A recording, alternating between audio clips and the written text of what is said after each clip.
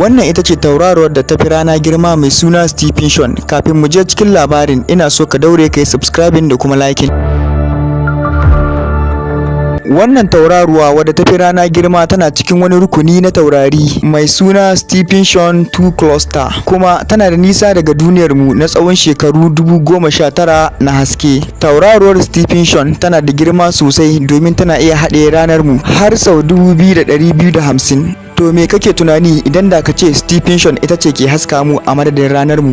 Za ta cika solar system ɗinmu har ta kai wajen orbit na duniyar Saturn. Idan ta kasance a matsayin haka, to ku kaddara kamar babu duniyar mu ne gabaki daya, domin ta laƙume duniyar mu sosai. Masana kimiyya sun ce wannan tauraruwa mai suna Stephen tana gab da bacewa a sararin samaniya, ma'ana za ta tarwatse nan da 'yan shekaru masu zuwa. Tana iya komawa supernova ko kuma ta koma black hole, ta yadda za ta iya shanye duk wani abu da ya tunkaro wannan wajen nata. Tambaya a nan shine, shin me zai faru idan wata tauraruwa mai girman Stephen ta shigo tsakanin duniyar mu? Idan kuna jin daɗin labaran da nake kawo muku, ku subscribing da liking.